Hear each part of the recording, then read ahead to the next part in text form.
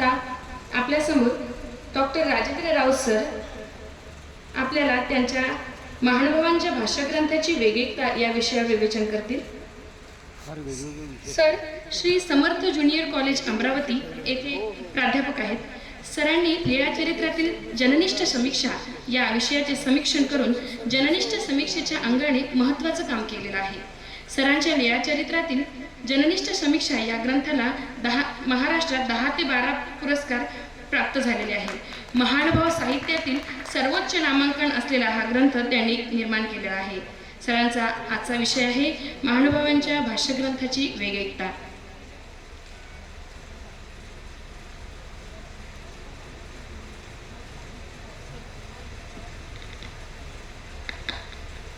मूकं करोति वाचालं पंगुं लंघयते गिरिं यत्कृपातमहं वन्दे परमानन्दमाधवं परमानन्दमाधवं.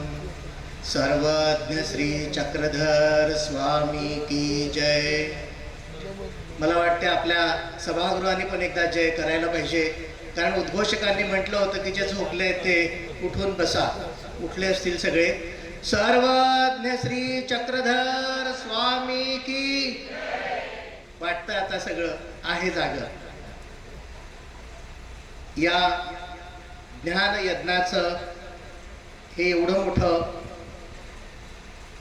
आपल्या समोर ज्यांनी वाढवून ठेवलंय ते संमेलनाचे कार्याध्यक्ष आदरणीय परमपूजनीय न्यायमूर्ती बाबाजी शास्त्री, या साहित्य संमेलनाचे अध्यक्ष,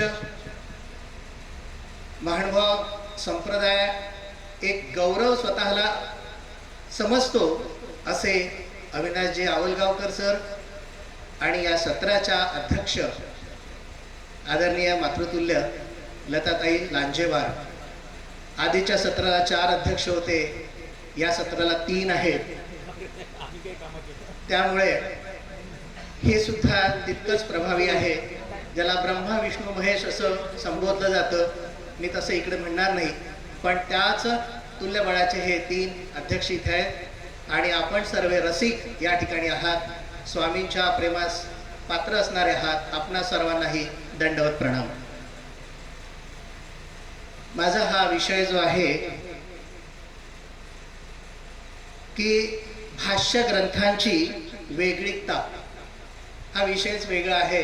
आणि हा विषय आदरणीय डॉक्टर अविनाश आवलगावकर सर अर्थातच या सर्व विषयांचे धनी आहेत की त्यांनी हे प्रत्येकाला वाटून दिले. आणि त्यांची एक तळमळ असते की प्रत्येक ठिकाणी नाविन्य असलं पाहिजे, म्हणून ती वेगळीकता इथेही माझ्या वाट्याला आली.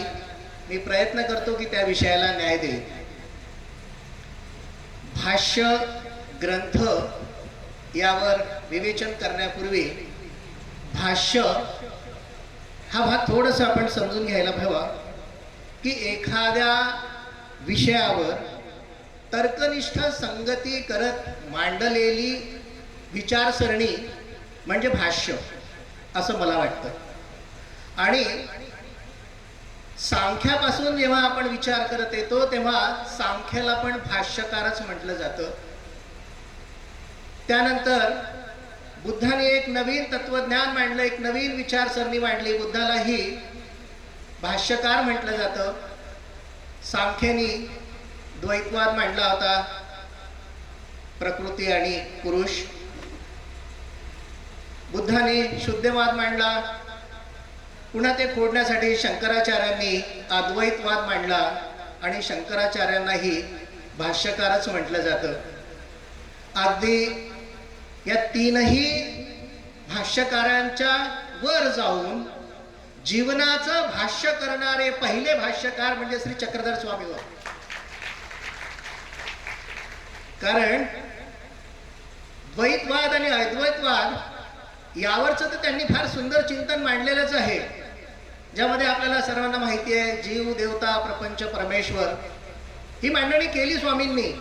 पण आदर्श जीवन कसं जगावं हा सर्वात मोठा आणि आदर्श परिपाठ आपल्याला स्वामींनी त्यांच्या कृतीतून उक्तीतून समाजाला दिलाय.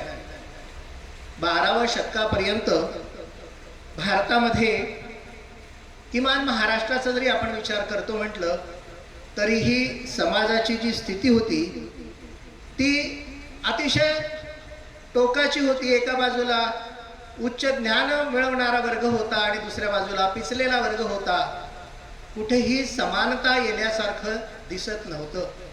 अशा विपरीत परिस्थितीमध्ये श्री चक्रधर स्वामी गुजरातेतून महाराष्ट्रात रुद्धपूरला येतात आणि श्री प्रभूंच्या कृपा आशीर्वादाने प्रसन्नतेने महाराष्ट्रातल्या जनतेला खऱ्या अर्थाने मोक्षाचा मार्ग दाखवतात, ज्ञानाचाही मार्ग दाखवतात. थोडंसं विषयांतर होईल पण बोलतो दादा की आपण सगळे म्हणतोय की मराठी भाषेला स्वामींनी राजभाषेचा भाग दिलेला, मान दिलेला आहे. मलाही ते मान्य आहे. पण याचा अर्थ असा होत नाही की स्वामींनी फक्त मराठी भाषेचाच गौरव केला.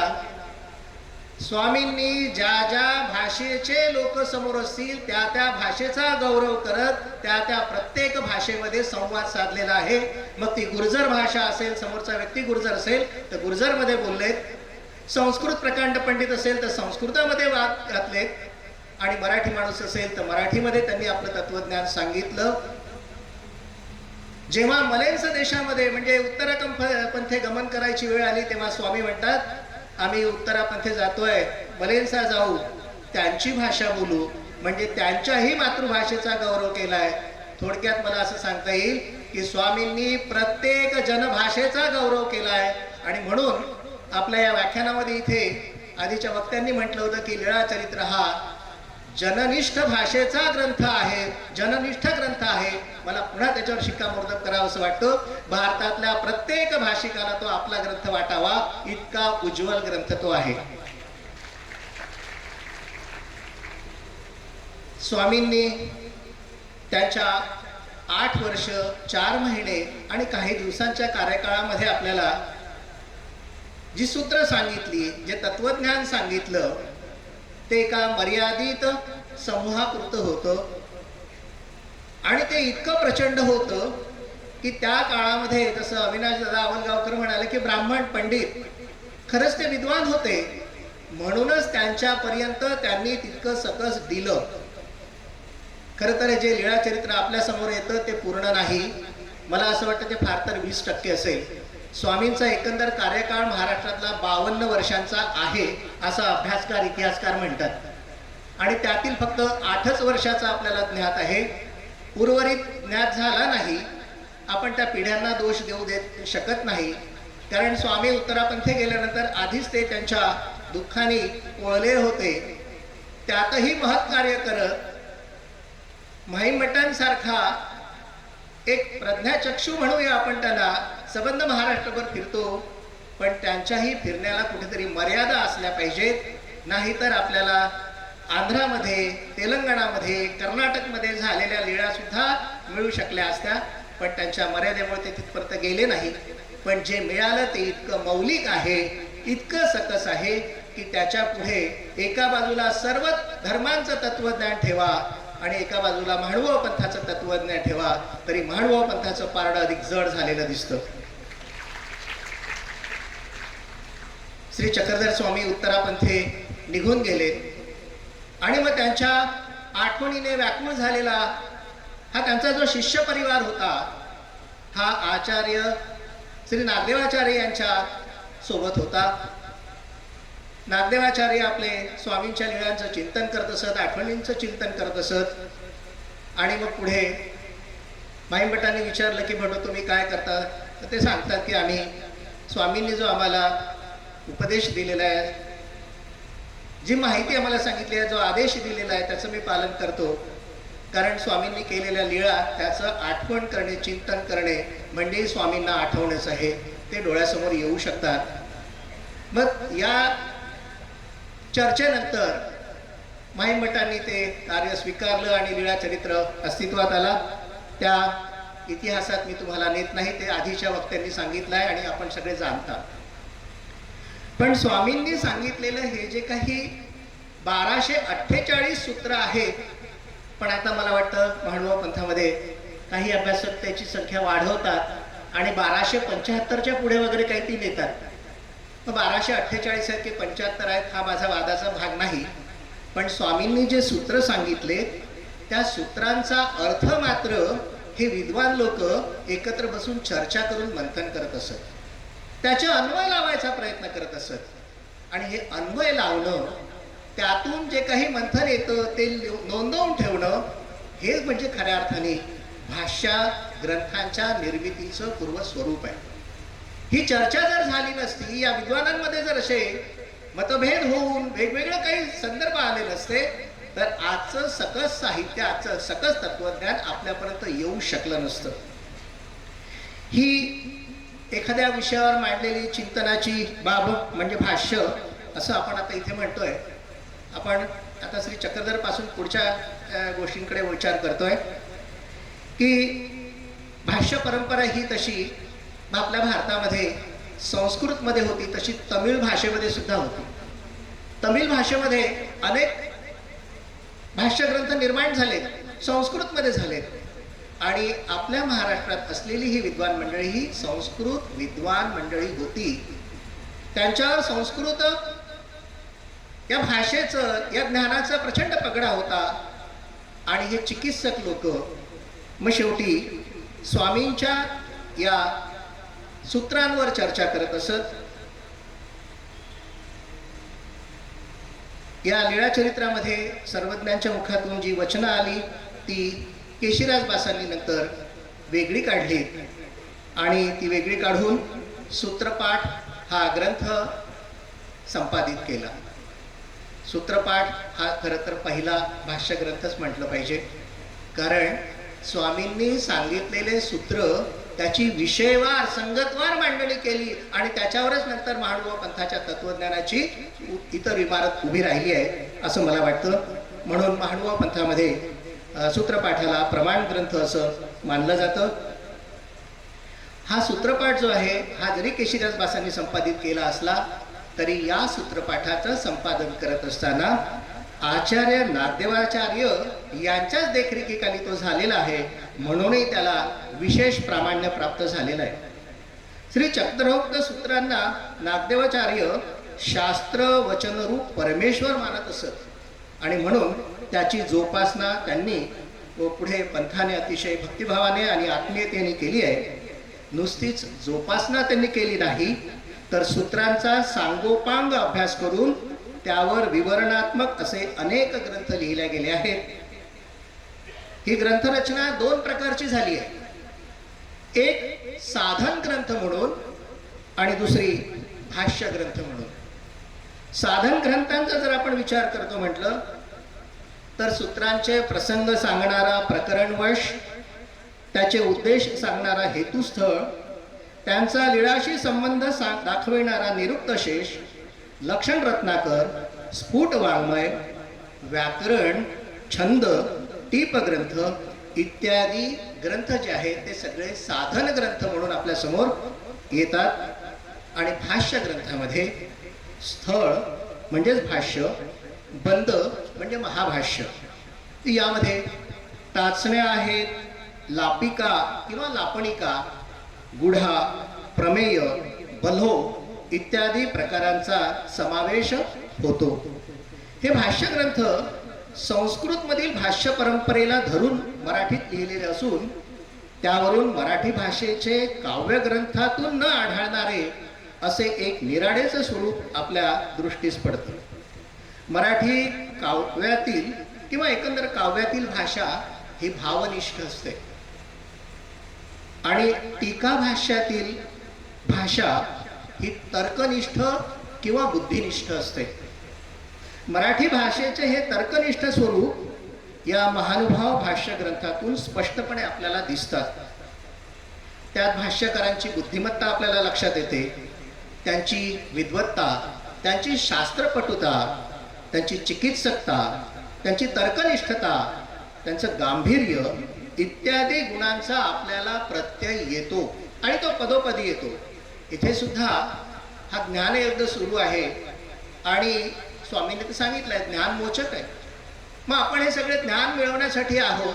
बाबा इथे पूर्ण कस लावून आपल्याला एकेका वचनांचा अर्थ सांगतात. हे सुद्धा साध्या एरागबाळाचं काम नाही. त्यासाठी विशिष्ट प्रज्ञा पाहिजे, जी आपल्या इथे असलेल्या सर्व आचार्यगणांमध्ये आहे आणि म्हणूनच त्या आधारावर आपला मानवबंध टिकून आहे. या सर्व ग्रंथांची जी रीती आहे ती संस्कृत, पण भाषा मात्र मराठी वापरलेली गेली आहे. थोडक्यात भाष्यग्रंथ म्हणजे महान कोशच आहेत. यात काय नाही हो, या शब्दांचे अर्थ आहेत, शब्दोत्पत्ती आहे आणि आध्यात्मिक अर्थनिर्णय याबाबत यथासांग चर्चा केलेली आहे. हा जो महानुभाव पंथांचा आपण ग्रंथशिरोमणी म्हणूया, लीळाचरित्रानंतर दुसरा ज्याला मान मिळतो तो सूत्रपाठ, त्याची 3 भागामध्ये विभाग पडतात. एक आहे लक्षण, दुसरा आहे आचार आणि तिसरा आहे विचार. तर लक्षणामध्ये नेमकं काय येतं, लक्षण स्थळ ज्याला आपण म्हणतो त्याच्यामध्ये काय येतं, तर जी 9 प्रकरणं आहे ती आपणा सर्वांना माहिती आहे.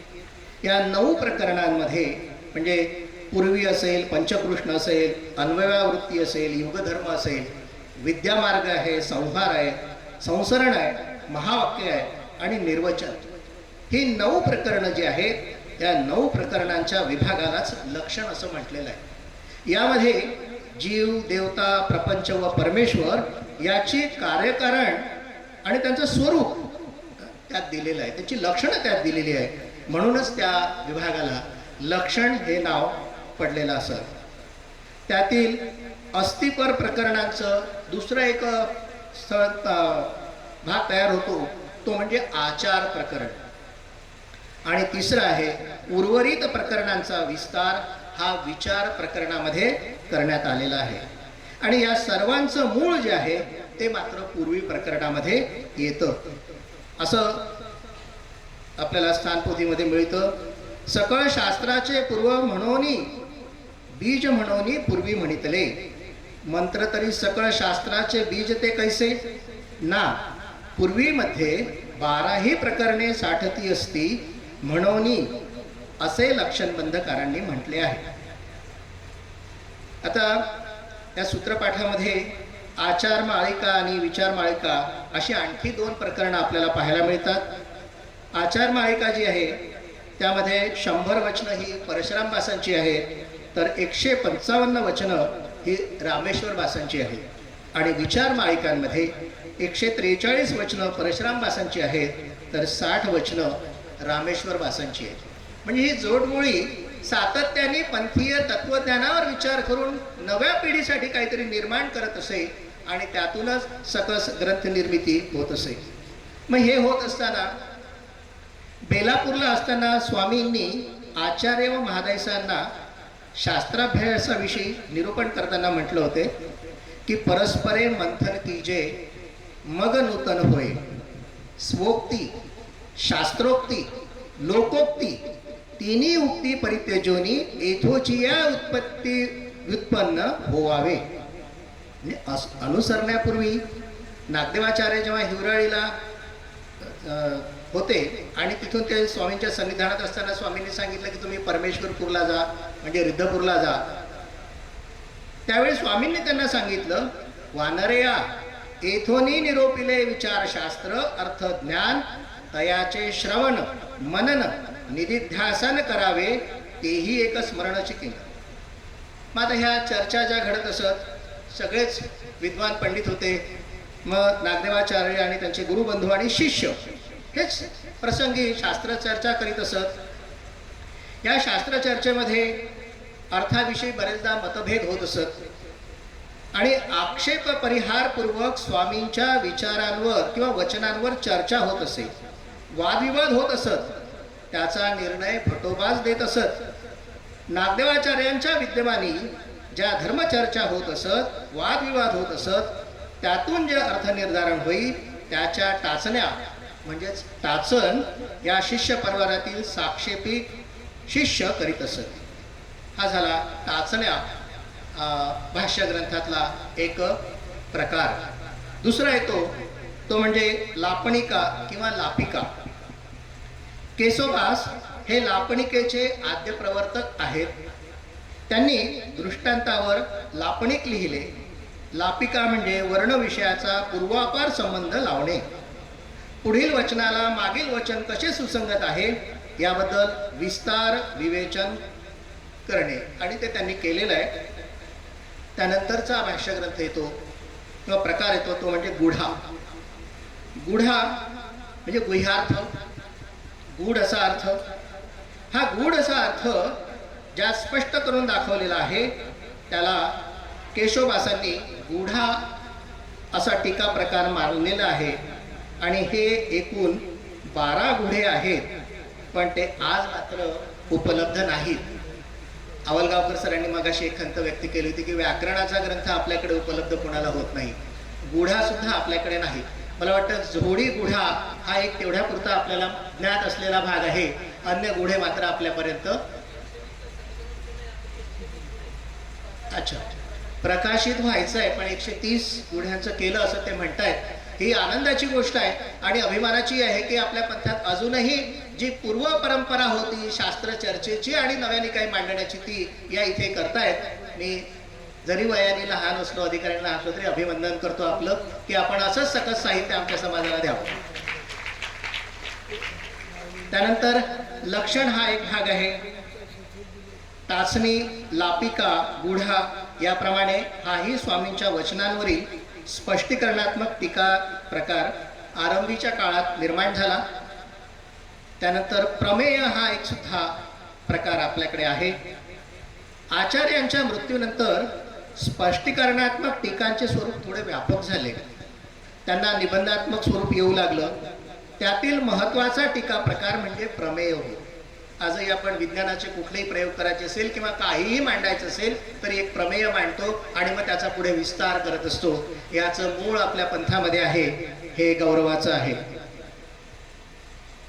एखादे प्रमेय सूत्रपाठातून किंवा दृष्टपाठातून निवडून त्यावर केलेले गद्यभाष्य म्हणजेच प्रमेय ग्रंथ.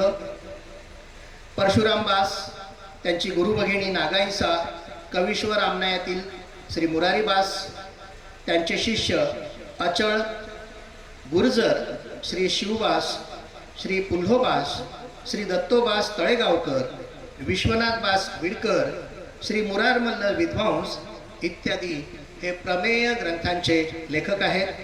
आणि हा एक प्रकार मला थोडा वेगळा वाटतो, तेवढाच विस्मयकारक आहे. बल्लो. बल्लो म्हणजे बरळताना मुखावाटे पडलेली रचना. आपल्या मुखावाटे बरळताना कधीच चांगले शब्द येत नाही, इथे मात्र तत्वज्ञान बाहेर येतं. ही आश्चर्याची गोष्ट आहे. खरं तर मानसशास्त्र असं सांगतं की जे नेणिवेत असेल त्या नेणिवेतल्या काही सुप्त गुणांना, भावनांना जेव्हा धक्का लागतो, स्पर्श होतो, तेव्हा ते जाणीवेत येतात आणि जाणीवेत आल्यानंतर त्याचं मग शब्दरूपामध्ये किंवा कृतीमध्ये रूपांतर होतं. पण या ठिकाणी केशवदासांचे बंधू जे आहेत गोपाळ पंडित उर्फ अनोबास, त्यांनी कदाचित याची सुरुवात केली असावी असं इतिहासकार म्हणतात. एकदा हरिबास हे फार आजारी पडले आणि तापाच्या भरात ते काहीतरी बडबड करत असत. आणि ते बडबड करत असत म्हणजे काय असेल तर विचारशास्त्रातील महासिद्धांत याचं मागे पुढे पुढे मागे असं करून काहीतरी ते बडबडत असत. त्यांच्या सेवेस तत्पर असलेल्या मुरारीबासांनी ते भिंतीवर लिहून काढलं. ते शिष्य पण तेवढे सकस असले पाहिजे की जे काही सकस मिळतं ते ताबडतोब उतरवलं गेलं पाहिजे, कारण सगळं स्मरणात राहील याची खात्री नाही. त्यांनी ते लिहून ठेवलं आणि म्हणूनच या प्रकाराला, बल्हो टीका प्रकाराला किंवा त्याच्या निर्मितीला पेटे हरिबासापासून प्रारंभ झाला असावा असं म्हटलं जातं. आणि तेही एक उत्कट असं साहित्य आपल्या अभ्यासकांना, मराठी भाषकांना किंवा जगातल्या प्रत्येक भाषकांना मी म्हणेन मिळालेलं आहे. आता एक उदाहरण सांगतो मी. पुष्कळदा स्वामींच्या विचारांवर एकेका सूत्रावर चर्चा होत असे. स्वामी म्हणाले की महाराष्ट्रीय असावे. 12व्या शतकात महाराष्ट्र कुठे होता? 12व्या शतकात महाराष्ट्र ही भौगोलिक सीमा नव्हती, प्रांत वाईज होता. विदर्भ हा प्रांत होता, असे वेगवेगळ्या ठिकाणचे प्रांत होते. मला वाटतं पैठण भागाला प्रतिष्ठान म्हणत असावेत असे. पण मग ह्याच्यावर चर्चा सुरू झाली, महाराष्ट्रीय असावे म्हणजे मग कुठे नसावं. पुन्हा स्पष्टीकरण येतं की कानड देशा तेलंग देशा न वसावे. मग तिथे का नाही राहायचं, काय वाईट आहे तिथे. तर ते विषय बहाळ देश म्हणूनही नसावे. तिथे विषयांचं प्राबल्य जास्त आहे, माणूस धर्मापासून दूर जाऊ शकतो म्हणून तिथे राहू नये. हे ठीक आहे हो, तुम्ही तेही सांगितलं. पण महाराष्ट्र म्हणजे काय, मग कशाला महाराष्ट्र म्हणायचं. कारण मराठी बोलणारा तो महाराष्ट्र, की मराठी राजा राज्य करतो तो महाराष्ट्र. पुन्हा विद्वानांमध्ये मतभेद आणि त्यानंतर पुन्हा एक स्पष्टीकरण येतं, महंत राष्ट्र ते महाराष्ट्र. ज्या ठिकाणी महंत आहेत, ज्या ठिकाणी महंतांचे आचार चांगले आहेत तिथपर्यंत महाराष्ट्र आहे. मग गरज नाहीये की त्याला भौगोलिक एक सीमा वाटून द्यावी. तुम्ही जिथे जिथे आपल्या मांडवा पंथांचे आचार्यगण जातात, भिक्षुक जातात, तिथे ते महाराष्ट्र निर्माण करू शकतात. हा विश्वव्यापक विचार आपल्या पंथाने दिलेला आहे. महानुभाव तत्वज्ञानाचे 5 प्रमाण मानले जातात: श्रुती, स्मृती, वृद्धाचार, मार्गरूढी व वर्तमान. आता या भागावर फार माझा अभ्यास नाही, मी बोलूही शकत नाही, माझा तो अधिकार नाही. पण या ब्रह्मविद्या शास्त्रावर जे भाष्यकार होते त्यांची नावं मात्र आपल्याला इथे उद्धृत केलीच पाहिजेत. 24 भाष्यकारांची नावं आपल्याला दाखला म्हणून मिळतात. त्या पक्षकारांची नावं म्हणजे माहिम भट यांचं स्वतःचंच नाव ते प्रत्येक ठिकाणी लिहित असत. उपाध्याय व आनोबास पारमंडल्य यांची त्यांचे विचार ओळखण्याची, त्यांची चिंतन ओळखण्याची एक खूण होती आणि ती म्हणजे 2 टिंब, 2 उभ्या रेघा, पुन्हा 2 टिंब, त्याला दुरेघी म्हणत असत. राजवर लक्ष्मीधर भट यांचं एक चिन्ह वेगळं होतं. ते म्हणजे 2 टिंब आणि एक असा उभट गोल आणि पुन्हा 2 टिंब, त्याला लक्षण म्हटलेलं आहे. लक्षणोक्त बोलणे म्हणजे लक्षण. त्यानंतर दामोदर पंडित आहेत, ते स्वतःचं नावच लिहित असत, नाममुद्रा लिहित असत. कवीश्वर वास आहेत, तेही नाव लिहित असत. दंत गोपाळवास हेही नाव लिहित असत. पण अमृते मायाबास यांचं मात्र एक वेगळं चिन्ह होतं, घोंगडे. म्हणजेच एक चौकोन घोंगडे. कदाचित सर्व अभ्यासकांना एका छत्राखाली घेण्यासाठी तो घोंगड्याचा प्रयोग असावा, ते प्रतीक मानलं असावं की तुम्ही आमच्या या छत्राखाली या, आम्ही तुम्हाला सगळं काही इथे देऊ, जे आहे ते सकस आहे, उद्धार आहे, तुमच्या जीवाचं भलं होऊ शकेल, इतकी ऊर्जा त्याच्यामध्ये आहे, म्हणून ते घोंगड कदाचित असू शकतं. उपाध्याय कमळाईसे ह्या स्पष्ट नाव लिहित असत. कुमरे रेमाईसे 2 टिंब, 1 आडवी रेघ, पुन्हा 2 टिंब म्हणजे 1 रेघ. नाती नागाईसे हे स्पष्ट नाव लिहित असत. धाडी नागाईसे हे दुसरे लक्षण असं तिथे लिहित असत. हिराईसे यांचं फूल किंवा फुली असं एक चिन्ह होतं. आणि फूल का दिलं त्यांना, तर फूल पूर्ण उमलतं. पूर्ण उमलल्यानंतर त्याचं सौंदर्य, त्याच्यामधलं जे काही आस्वादकता आहे ती सगळी उघड होते. हिराईसांचं बोलणं सुद्धा असंच पूर्ण, असं अर्थपूर्ण असायचं, म्हणून त्याला फूल हे चिन्ह होतं. हरदमुदी बास ह्यांच्या 2 रेषा, थोडी अंतर, पुन्हा 2 रेषा, म्हणजे त्याला माळिका म्हटलेलं आहे. परशुराम बासांचं स्पष्ट नाव येतं, रामेश्वर बासांचं स्पष्ट नाव येतं. धाराशिव बाबा, आपलं धाराशिव ओंकार बास ह्यांचं शोध बास पक्ष आणि 2 रेषा असं येतं. कुमार मुनिबास हे माळिका. पेटे हरिबास पुन्हा 2 टिंब, 1 उभी रेघ आणि 2 टिंब, त्याला स्तंभ म्हणत. आबाईसा खामनीकर 2 टिंब, 2 रेषा, पुन्हा 2 टिंब, त्याला दुसरा स्तंभ म्हणत असत. पातूर ओंकारबास हे स्पष्ट नाव लिहायचे. नांदेडकर मुनिबास हे मुनिबा लिहायचे. तर फरपटे पक्ष फरपट असं लिहायचे. सिद्धांत हरिबास 2 टिंब आणि 4 उभ्या रेघा, पुन्हा 2 टिंब, त्याला चौरेघी म्हणत. आणि गुर्जर शिवबास स्वमती असं लिहित असत. एकंदरच हा जर पट आपण पाहिला तर एवढ्या कमी वेळात उकलणे शक्य नाही, पण आदरणीय संमेलनाध्यक्ष अविनाशदादा आवलगावकर यांचा आदेश होता आणि बाबांची आज्ञा होती. आदेश आणि आज्ञा सारख्याच असल्या तरी मला वाटतं थोडासा सूक्ष्म भेद त्याच्यामध्ये आहे. तिथे जरब होती, मोठे भाऊ आहेत ते, नाही बोललं तर कान धरतील याची भीती होती मला. आणि अखिल भारतीय महानुभाव विचार मंच परिषद आणि राष्ट्रसंत तुकडोजी महाराज नागपूर विद्यापीठ नागपूर यांच्या संयुक्त विद्यमाने आयोजित या परिसंवादामध्ये मला बोलण्याची संधी दिली त्याबद्दल आयोजक समितीचं मी मनापासून धन्यवाद व्यक्त करतो.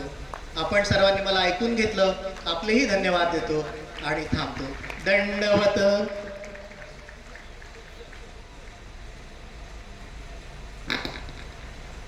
धन्यवाद सर. स्वामींच्या पश्चात कशा प्रकारे ग्रंथ तयार झालेत आणि भाष्य म्हणजे काय, याला खरू फळा पाहिजे. स्थळ भाषाचे अनेक प्रकार, विविध अंग